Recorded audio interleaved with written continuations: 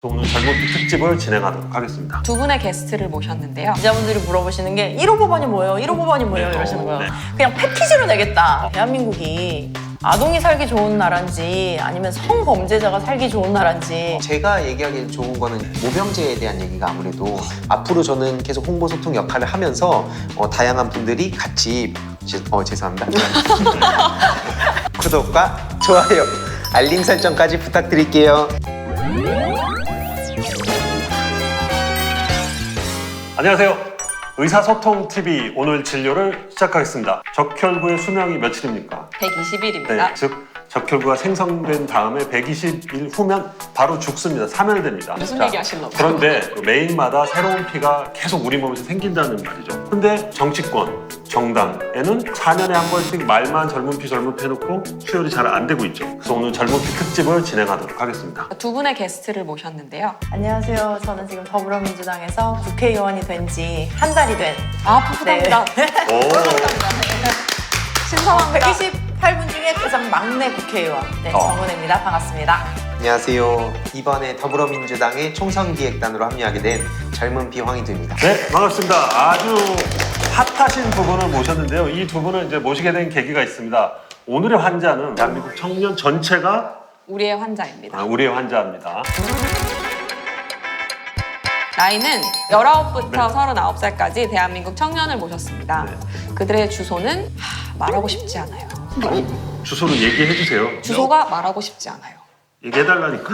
말하고 싶지 않아요. 라고 그들이 이야기합니다. 먼저 정은혜 의원님. 정치에 데뷔하신 지는 꽤 되지 않았나요? 제가 지금 만으로는 36살인데요. 지금 16년 정도 활동을 했고 지금 임기가 7개월이 남았어요. 그래서 국회의원이 누군가가 제가 뭐 20대 막차를 탔다 이런데 저한테는 아직 첫 차거든요. 그래서 좀 더 좀 열심히 하고 싶다 뭐 이런 생각도 많이 듭니다. 만 20살에 정치에 어떻게 데뷔하게 되신 거예요? 저는 제가 그냥 찾아갔어요. 어디를요? 당시에는 그 지구당이라고 해가지고 그 지역에 국회의원이 없어도 이제 그 지역에 사무실이 있었습니다. 근데 이제 저는 노무현 대통령님을 존경했고 그 당시에 막 탄핵 이렇게 당하시는 모습들을 보면서 나는 정말 아무것도 할 수 있는 게 없구나 그런 생각이 들었고 2004년에 마침 선거를 한다니까 그러면 내가 좀 할 수 있는 역할이 있을까 그래서 그냥 들어갔어요. 그냥 네, 그냥 들어갔어요. 갔더니 저 정치하고 싶습니다. 그냥 제가 할 수 있는 일이 없을까요? 했는데 그럼 한번 해보자. 그래서 이제 노란 옷을 입고 율동을 하게 됐어요. 그러니까 그게 16년 전인데 한결같이 해서 결국은 배지를 다셨네. 그쵸. 그래서 사실 네. 말씀 많이 하세요. 막 우리나라는 왜 마크롱 같은 젊은 대통령 없냐 이런 말씀 하시는데 사실 그 선진국에서는 그 10대 때부터 정당 활동을 참여하거든요. 그러면 20, 30대에 국회의원이 되고 대통령이 되는 게 이상하지 않거든요. 근데 우리나라는 좀 시작부터가 좀 느리니까 그런 경우가 있는데 저는 저뿐만 아니라 또 다른 이제 젊은 친구들도 어린 나이 때부터 이렇게 또 이제 황희두 의원님처럼 이렇게 차곡차곡 이렇게 하시는 분들이 좀 더 많이 있으면 좋지 않을까. 우리 총선기획단의 황희두 의원님 역시 축하드립니다. 네, 감사합니다. 축하할 일인지는 좀 얘기해봐야 될것 아니 요즘 너무 핫하셔서 뭐 한마디만 하면 바로 언론에 바로 나오시는 것 같은데. 이해찬 당대표 옆자리에 앉았다 기사 네네. 엄청 많이 나왔던데요. 그때 제가 정말 아무 생각 없이 그냥 멍하게 있었는데 그게 막 뭐 기가 죽어서 그렇다 막 뭐 그런 얘기도 돌아다니더라고요. 근데 정말 저는 아무 생각이 없이 있었는데 그런 게 알아서 해석이 돌아다니는 거 보면서 좀 전 되게 재밌기도 하고 신기하기도 했습니다. 유튜브로 하고 계신데 네네네. 우리 방송 나오신다고 말씀하신 이후로 구독자가 저희가 확 늘었습니다. 감사합니다. 제가 감사합니다. 감사합니다. 황희두 TV의 구독자 여러분께 다시 한번 특별히 감사드리고 사랑합니다. 네. 네, 사전조사를 좀 했는데 네. 황희두 의원님 MB 지지자였네요. 아 그래요? 바로 들어오는 거예요? 이래도 돼요? 네, 저는요. 과거에는 제가 게임 커뮤니티를 하다 보니까 그 본인 이름 검색하게 되잖아요. 그래서 검색하면서 보니까 그 자연스럽게 이게 그 당시에 MB 땡땡왕 이명박 시리즈가 돌아다녔었어요. 그래서 그걸 보면서 제가 뭔가 이 사람 되게 잘하는 사람이다 라는 생각을 했었고 정치에는 관심을 갖진 않지만 이 사람은 좋은 사람이다 이런 인식을 제가 갖게 됐는데 딱 그걸 노리고 그런 소스들을 만든 거더라고요. 네. 그래서 제가 열심히 수호를 했던 적이 있습니다. 실제로 정치 얘기 나한테 하지 마라. 근데 이명박은 잘했다. 약간 이런 얘기를 했었는데 어떻게 보면은 사회에 나와서 공부도 하고 그다음에 또 이렇게 돌아다니다 보니까 이게 잘못됐다는 걸 깨닫게 됐죠. 그러니까 너무 분하더라고요. 그래서 이게 목소리를 좀 더 적극적으로 내야겠다 생각했습니다. 속은 느낌이었어요. 진짜 제대로 속았다. 근데 사실 프로게이머들 대부분이 속으면 정말 열받거든요. 게임 졌을 때 막 속아서 지면은 되게 열받는데 이걸 전략적으로 나가면 이들을 이기는 걸 한번 해봐야겠다. 이런 생각을 갖게 됐습니다. 아 맞다. 프로 게이머셨죠? 재물테란 재물테란 제가 재물이 됐는데 네. 그 임요한 선배가 그때 당시에 스타크래프트 1에서 은퇴를 하고 한참 동안 선수 생활 안 하다가 거의 몇 년 만에 선수로 복귀하는 그 경기였어요. 복귀죠. 네, 복귀 본선에 진출해서 네네. 엄청나게 이목이 끌리는 네. 상황이었는데 근데 이 흥행 카드를 어떻게 살릴까 했는데 마침 제가 은퇴를 하겠다고 인터뷰를 했었고 그 마침 테란이어서 나중에 이제 약간 그렇게 맞춘 게 아닌가라고 하더라고요. 그 얘기를 저는 몇 년 뒤에 들었는데 몇 년 뒤에 제 병력이 하나 죽으니까 부스가 흔들리는 거예요. 그때부터 기억이 끊겼다가 정신 왜 차려보니까 흔들리죠, 그게? 그 환호성, 이 박수 소리와 이게 발구르는 것 때문에 아. 그만큼 이 열기가 엄청나가지고 제 병력 죽은 걸 저도 알잖아요. 그러니까 그게 그때부터 기억이 안 나고 정신 차리니까 임현 선배가 악수를 하고 웃으면서 하고 있더라고요. 근데 제가 거기서 뿌리칠 수가 없잖아요. 거기 모인 분들은 다 속으로 임요한을 응원하고 있었네요. 인터넷에서 제가 인상 깊게 봤던 댓글 중에 하나가 네. 황희두도 임요한을 응원했을 거다. 그걸 보면서 아직도 찾고 있어요. 제가 그분이 누군지. 지난 5월에 WHO에서 게임 중독을 질병으로 인정했거든요. 최근에 중국에서 셧다운제를 도입하기도 했고요. 과거 프로게이머로서 이거에 대해서 어떻게 생각하시나요? WHO에서 지금 이런 논의가 한창 오갈 때 저도 사실 반대하는 목소리를 좀 많이 냈었어요. 근데 여전히 제가 안타까웠던 부분은 게임을 하는 동료들한테 좀 하고 싶었던 얘기가 있었어요. 뭐냐면 제가 이 논의가 한창 오간다, 통과되려고 한다라고 할 때도 제 주위 친구들한테 연락을 엄청나게 했었는데 관심이 없는 거예요. 그러든 말든. 근데 이게 통과가 됐다 이런 기사가 막 쏟아지니까 이거 도대체 뭐 하는 거냐? 또 그러면서 갑자기 정부 욕을 하는 거예요. 그래서 제 입장에서는 얘기를 했던 그런 명분이 있으니까 얘기를 했죠. 야, 이러니까 정치에 관심을 가져야 된다. 사회가 어떻게 돌아가는지를 우리가 알아야 된다. 이런 얘기를 되게 많이 했고 게이민들이 같이 관심을 가지고 목소리를 내야 우리가 뭐 좋은 거든 안 좋은 거든 어떻게 논의라도 할 수 있는데 그러지 않으면 대부분 그 기성세대의 힘을 가진 사람들한테 끌려다닌다. 저는 이 게임에 관심 가진 친구들이 셧다운제를 통해서 분노를 했듯이 뭔가 다른 정치적인 어떤 다양한 메시지도 좀 더 관심을 가지고 그 과정에서 뭐 이게 부조리한 게 있다, 막을 게 있다, 뭐 시대착오적이다 하면 좀 적극적으로 목소리를 냈으면 좋겠습니다. 미래의 학부모로서 의원님은 어떻게 생각하세요? 중독이라는 것에 대한 기준을 좀 명확하게 해야 될 것 같아요. 김연아나 박지성 같은 그런 훌륭한 선수분들도 어떻게 보면 운동 거의 중독 수준으로 뭐 정말 눈만 뜨면 운동하고 스포츠하고 정말 많은 시간을 거기에 쓰는 거거든요. 그럼에도 불구하고 그들을 중독이라고 하지 않는 거는 자신들이 원하는 꿈이 있었고 그 열정을 향해 노력하는 것이었고 저는 게임의 측면에서도 그렇게 봐야 하지 않을까. 실제로 본인이 게임을 해서 뭐 프로게이머라든지 본인이 직업으로서의 선택했을 때는 충분히 그게 가능한 것이고 본인이 취미생활을 하더라도 자기가 사회생활하는데 지장을 받지 않는 선에서 한다면 저는 뭐 충분히 가능한 것이 아닌가라고 생각해 봅니다. 근데 의사 입장으로서는 게임 중독으로 고통받는 환자들이 확실히 있어요. 네네. 근데 게임 중독이란 질병 코드가 없기 때문에 지금은 우울증이나 행동장애 이렇게 곁다리 진단을 하에 치료를 받고 있거든요. 그래서 아까 말씀하신 대로 기준을 명확히 하는 게 좀 필요할 것 같아요. 제가 만약에 이걸 보고 계신 부모님분들이 계시고 비슷한 문제로 고민하신 분들이 계신다면 하나 여쭤보고 싶었던 게 자녀분들이 무슨 게임 하는지 혹시 아시냐면 대부분 모르세요. 그러니까 그만큼 관심이 없는 거예요. 그냥 게임하는 거 컴퓨터에 있는 게 싫은 거예요. 그 게임을 왜 하게 됐는지, 그 그쵸. 안에서 이 아이가 어떤 사회 활동을 하고 있는지 이런 걸 조금만 들여다보면 아이가 막 신나서 얘기할 거거든요. 막 캐릭터 설명도 하고 네. 근데 그런 과정이 없이 그냥 컴퓨터 하지 마, 해 뭐 이런 걸로 싸우다 보니까 사실 그 본질은 전 전혀 다른 데 있다고 생각을 했었고 만약에 자녀분들한테 한 발 더 다가가서 이 게임을 왜 했고 좀 설명을 좀 해달라고 하면 그 자체로 아이는 관심을 받고 있구나, 부모님한테 약간 사랑을 받고 있구나, 이 정도까지 이어질 수 있다고 저는 생각합니다. 물어봐라. 네 캐릭터 뭐니? 왜 그 게임을 계속 하고 싶니? 막 이런 거. 그러게요. 부모님이 학생 때 게임하지 마라 잔소리는 하셔도 네, 레벨이 몇이니 이런 건 안 물어보셨던 네네 것 같아요. 맞습니다. 레벨 만렙이었는데. 의원님 근데 임기 8개월밖에 안 남으셨잖아요. 네. 아무래도 민주당에서 가장 젊은 의원이고 또 네. 여성이고 네. 생활 정치가 굉장히 기대되거든요. 제일 먼저 국회의원이 되고 기자분들이 물어보시는 게 1호 법안이 뭐예요? 1호 법안이 뭐예요? 네. 이러시는 거예요. 네. 제가 이랬어요.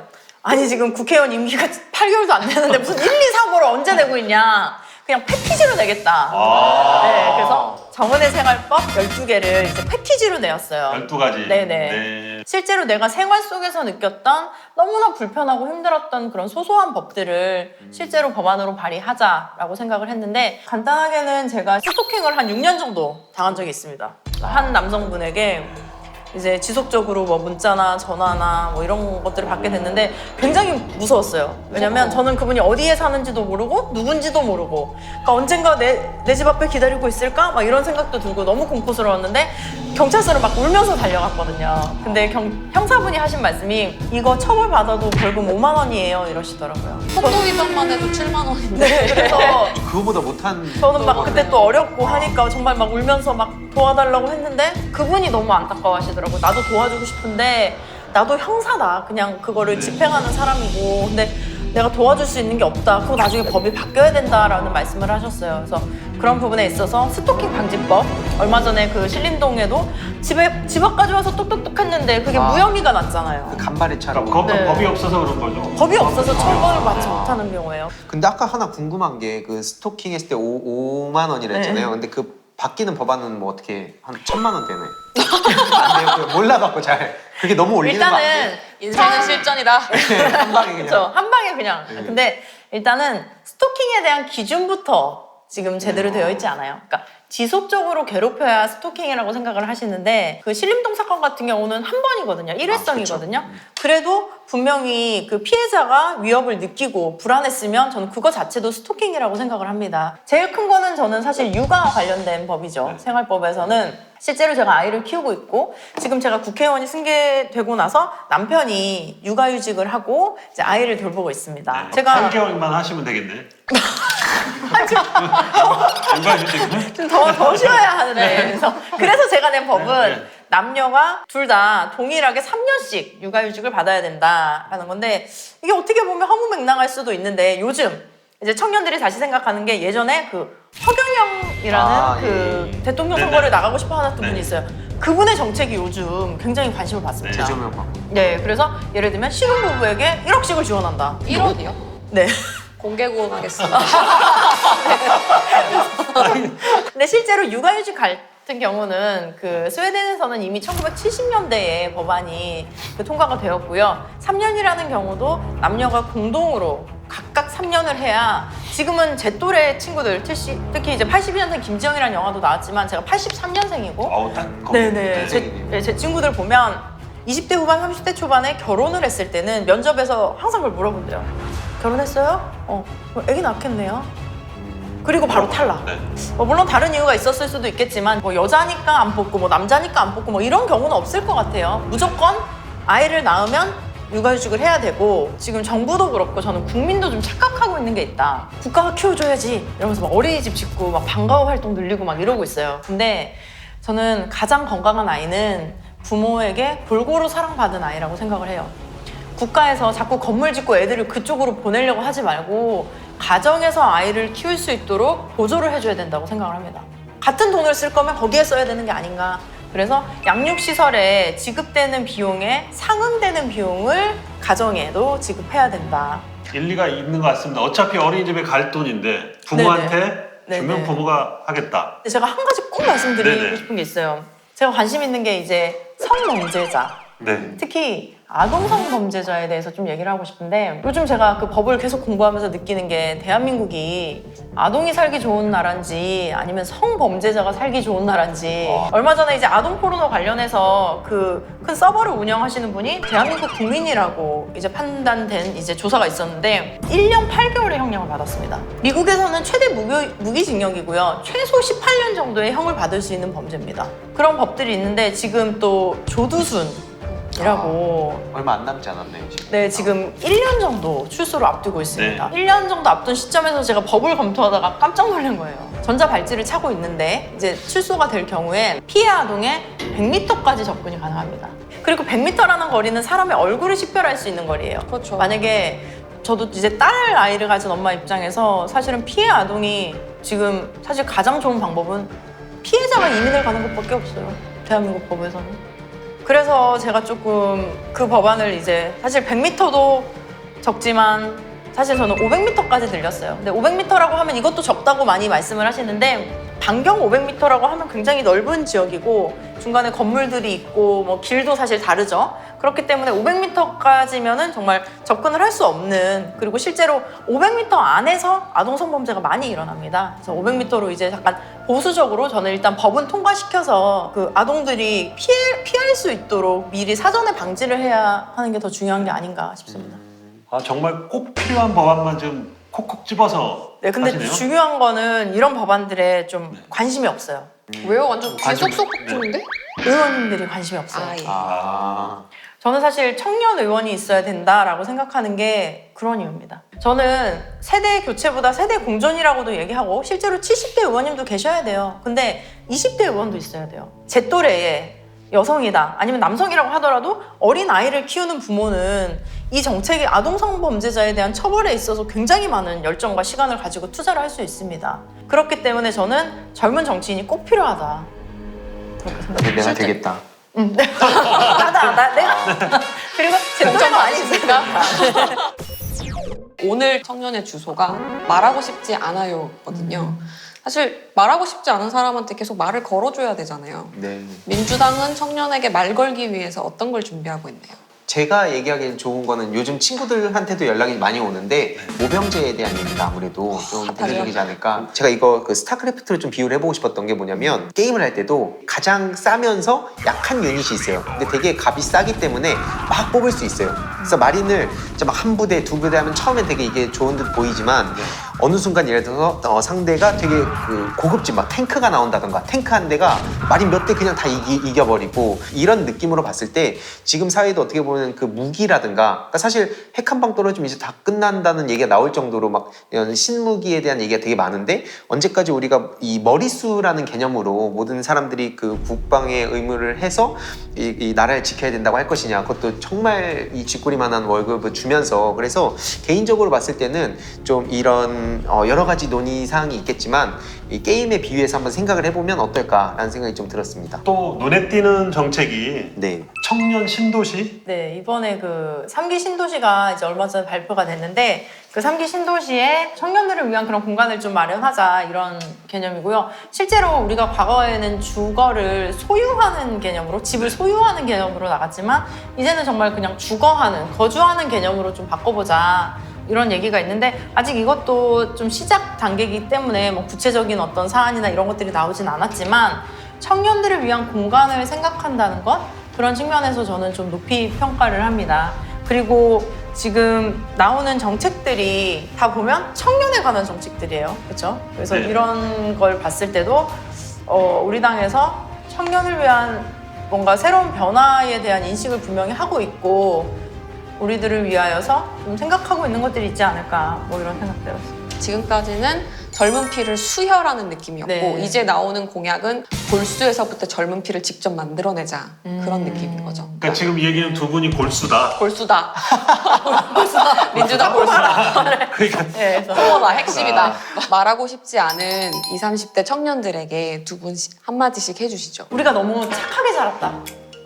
우리는 어릴 때부터 그냥 어른들이 공부 열심히 하고 좋은 대학 가고 취직하고 결혼하면 행복하게 살 수 있다고 가르치셨어요. 안 행복하세요? 저야 행복하죠. 저희 남편 만나고 행복하지만 저는 다른 삶을 살았기 때문에 그런 거죠. 저는 그 가르침을 따르지 않았거든요. 공부해서 행복하다고 생각하지 않았고 저는 예를 들면 그 시간에 친구들이랑 더 많은 시간을 보냈고 그 시간에 저희 폐지 줍는 어르신들한테 가서 말 한마디 더 걸고 그분들이랑 식사하고 저는 그런 데 시간을 보냈어요. 그렇기 때문에 저는 지금 굉장히 행복해요. 같이 했던 추억도 많고 남아 계신 분들도 많이 계시니까. 근데 대다수의 청년들은 굉장히 저는 좀 착하게 살았다라고 생각을 해요. 어른들이 정해놓은 룰이 있었고 그 틀이 있었고 거기에 맞춰서 살면 행복할 거라고 생각해서 그래서 침묵을 하는 거를 어떻게 보면 어렸을 때부터 당연히 그냥 그렇게 살아오지 않았나라는 생각을 합니다. 근데 저는 비틀어지시라 얘기 많이 하시고 하고 싶은 말 다 하고 살아라 그런 말 하고 싶습니다. 황 의원님. 제가 욕을 정말 많이 먹었어요. 근데 걱정하시는 분도 많이 계신데 저는 정말 긍정적으로 봤던 이유가 어쨌든 오프라인에서 저를 욕하시더라도 그냥 더 많이 이런 정치적인 얘기든 어떤 사회 문제에 대한 얘기든 저의 개인적인 욕이든 그냥 편하게 하셨으면 좋겠어요. 왜냐면 요즘 온라인이 점점 급부상하면서 오프라인에서 대화가 단절이 되더라고요. 근데 카카오톡으로 대화하는 거랑 전화하는 거랑 만나는 거랑 되게 다르잖아요. 그래서 좀 만나서 술자리에서 저를 욕하든 아니면 정치적인 얘기를 하든지 해서 뭔가 조금 더 만나서 오프라인에서 이런 소통도 하고 그러다 보면은 오해도 풀리고 관심을 더 가지게 될 것 같다. 그래서 앞으로 저는 계속 홍보 소통 역할을 하면서 다양한 분들이 같이 죄송합니다. 아니 소통하는 아, 네. 아니 진동했는데 이게 알람이 네. 아무튼 제가 그래서 오프라인에서 편하게 대화를 나누면서 조금 더 사회에 관심을 가질 수 있도록 그런 가교 역할을 열심히 하겠습니다. 그럼 이제 진단과 처방을 내려볼까요? 그 누구보다 소통의 세대죠. 근데 대화를 안 하고 있다는 건 선택적 실어증이라고 저는 생각하는데 이게 과연 청년만의 탓일까? 사실 그렇지 않죠. 그래서 오늘의 처방은 청년은 나의 우울과 분노와 이 빡침을 적극적으로 드러내야 돼요. 아까 우리 만나자, 더 얘기하자. 청년도 더 목소리를 내야 한다고 생각을 하고요. 민주당의 골수가 되어 새로운 피를 생산해 주십시오. 골수. 나 이 발언 너무 괜찮은데? 좋습니다. 네. 민주당의 골수, 이거는 그 골수가 아닙니다. 본 메로. 섬뜩하고 네. 좋잖아요. 민주당의 골수가 돼서 새로운 피를 만들어 주시기 바랍니다. 오늘 진료 여기까지 마치겠습니다. 재미있게 보셨다면 구독과 좋아요, 알림 설정까지 부탁드릴게요. 감사합니다. 이걸로 나가는 거예요? 네. 이거 다른 거 아니에요? 유튜브 스타가 우리 구독 알림 설정 해줬습니다. 감사합니다. 고맙습니다.